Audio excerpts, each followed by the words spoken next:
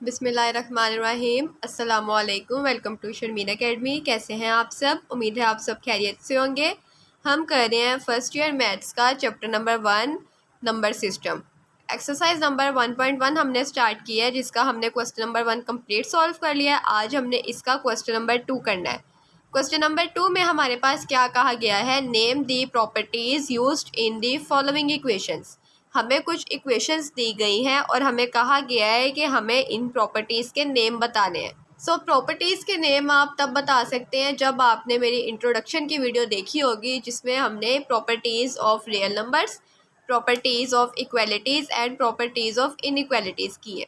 हमने वो सब प्रॉपर्टीज़ पहले इंट्रोडक्शन में कर ली हैं ताकि हमें एक्सरसाइज सॉल्व करते हुए किसी भी किस्म की कोई मुश्किल का सामना ना करना पड़े। अब हम क्वेश्चन देखते हैं। हमारे पास फर्स्ट पार्ट है, पार्ट 1 देखें। हमारे पास क्या है? 4 + 9 इक्वल है 9 + 4 के। अब ए एंड बी मेरे पास 2 वैल्यूज़ हैं, दोनों आपस में ऐड हो रही हैं। क्लियर? लेफ्ट हैंड साइड पे भी और राइट हैंड साइड पे भी। अब देखिए 2 वैल्यूज़ हैं मेरे पास, दोनों ऐड हो रही हैं।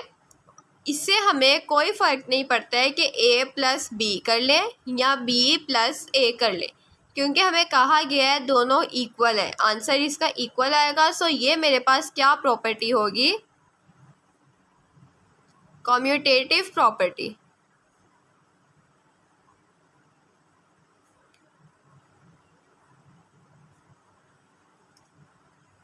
And with respect to addition, क्योंकि हमने इसमें इसको ऐड करवाया। क्लियर? नेक्स्ट पार्ट देखिए। हमारे पास क्या है? a + 1 + 3/4 इक्वल है a + 1 + 3/4 के। अब हमारे पास 3 वैल्यूज़ हैं, a, b एंड c।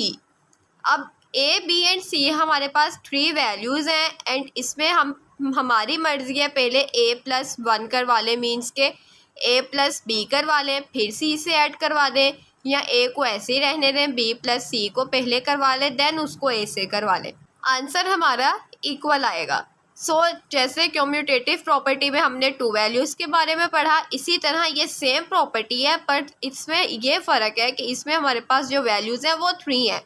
इस कंडीशन में हमारी ये जो प्रॉपर्टी है ये क्या होगी? Associative property. ये हमारे पास एसोसिएटिव प्रॉपर्टी आएगी क्योंकि इसमें हमने 3 वैल्यूज़ को किया है। विद रिस्पेक्ट टू एडिशन किया तो हमने ऐड है, इसीलिए ये हमारे पास एडिशन की प्रॉपर्टी है। क्लियर? नेक्स्ट पार्ट देखें।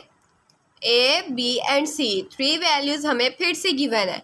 कोई फ़र्क नहीं पड़ रहा है, पहले हम 2 को करवा लें, देन 1 को हम बाद में उसके साथ प्लस करवा दें, या 1 वाली ऐसे ही रहने दें, पहले b और c को करवा दें, देन उसके बाद a को करवा दें, same as it is question number 2 की तरह। सो ये प्रॉपर्टी भी हमारे पास क्या आएगी? Associative property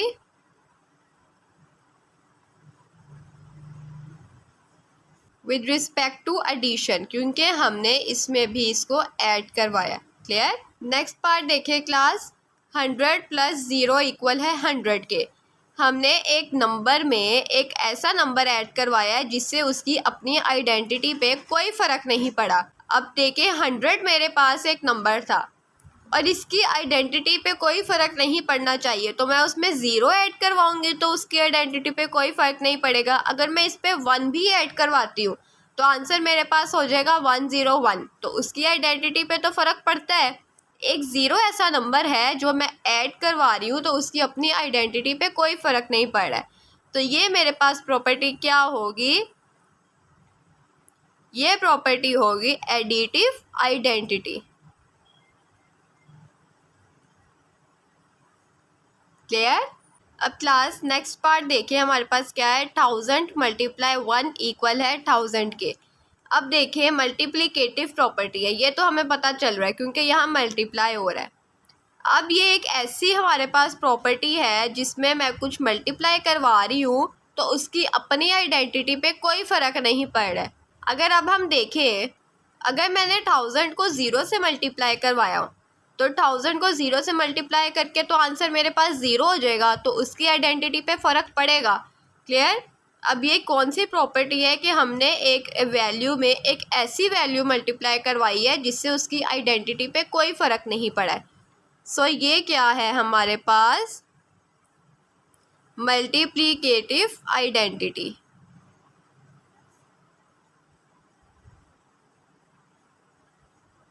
clear. अब क्लास नेक्स्ट पार्ट देखें। 4.1 प्लस माइनस 4.1 इक्वल है 0 के। एक वैल्यू में हमने ऐसी वैल्यू ऐड करवा दी है जो 0 के इक्वल आंसर आएगा। मीन्स कि हम ऐड करवा रहे हैं तो ऐड की प्रॉपर्टी है। अब 0 आंसर किस सूरत में आएगा, अगर हम उसी वैल्यू का इन्वर्स उसमें ऐड करवा देंगे तो हमारे पास 0 आंसर आएगा। अब इन्वर्स क्या होता है, फॉर एग्जांपल अगर ये वैल्यू मेरे पास पॉजिटिव की है, प्लस 4.1 है, तो उसका इन्वर्स होता है उसका ऑपोजिट, उसका उल्ट। अब मैं इसमें ऐड करवा दूंगी पॉजिटिव 4.1 का ऑपोजिट क्या होएगा, minus 4.1।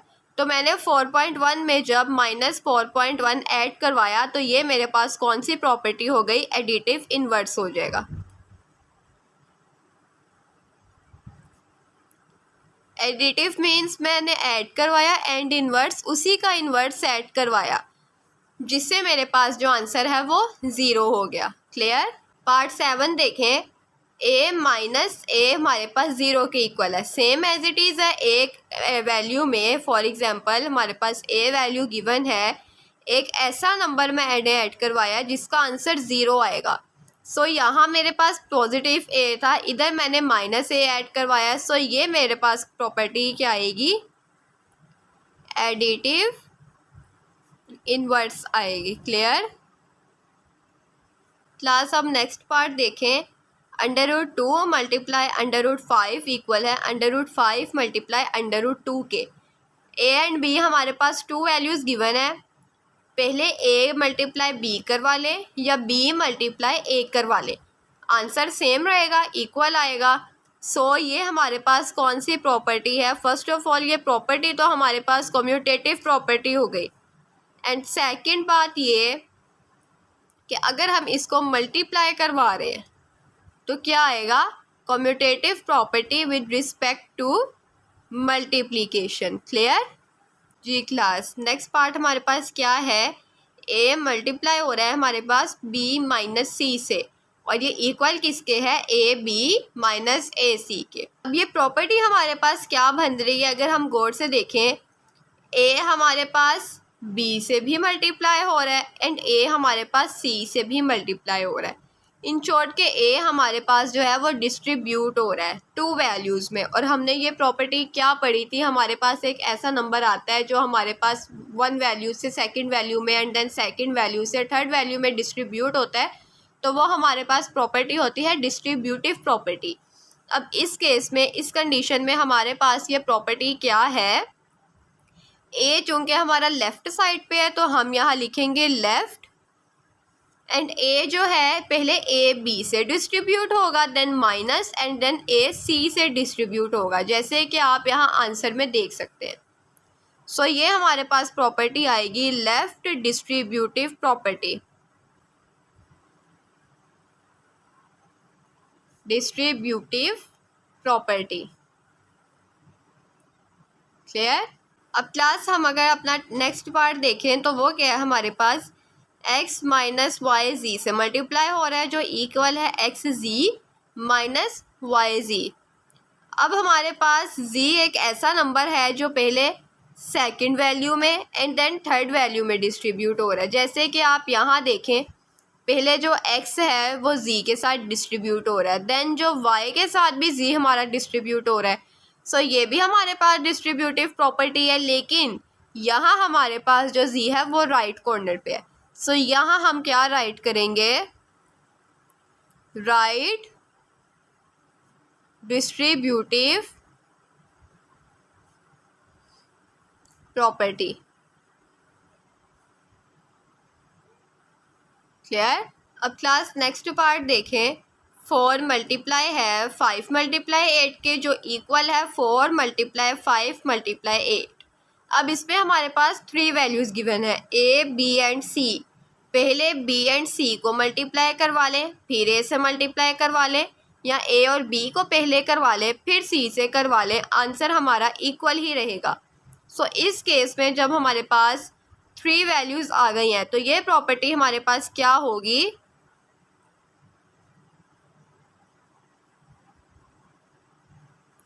Associative property with respect to multiplication, क्योंकि यहाँ हम मल्टीप्लाई कर रहे हैं। क्लियर? अब क्लास लास्ट पार्ट देखिए, हमारे पास क्या है? a मल्टीप्लाई हो रहा है b प्लस सी माइनस डी से। अब इसमें हमारे पास 4 वैल्यूज़ हैं, a b c and d। अब जो एक वैल्यू है वो पहले सेकंड वैल्यू से डिस्ट्रीब्यूट हो रही है, फिर थर्ड से भी हो रही है, एंड देन फोर्थ से भी डिस्ट्रीब्यूट हो रही है। कैसे? सबसे पहले a एंड b आ जाएगा, a के साथ जब b डिस्ट्रीब्यूट होगा देन प्लस ऐसे ही आएगा, फिर a जो है वो c से डिस्ट्रीब्यूट होगा, a c आ जाएगा, फिर माइनस ऐसे ही आएगा, फिर a जो है वो d से भी डिस्ट्रीब्यूट हो रहा है, सो a d आ जाएगा। सो एक ऐसी वैल्यू जो कि हमारे पास आगे डिस्ट्रीब्यूट होती रहती है, वो अभी हमने इसकी प्रॉपर्टी की है, वो क्या कहलाएगी? Distributive property. और इस कंडीशन में, इस केस में हमारे पास जो a है वो लेफ़्ट साइड पे है, तो यहाँ हम क्या राइट करेंगे? Left distributive property.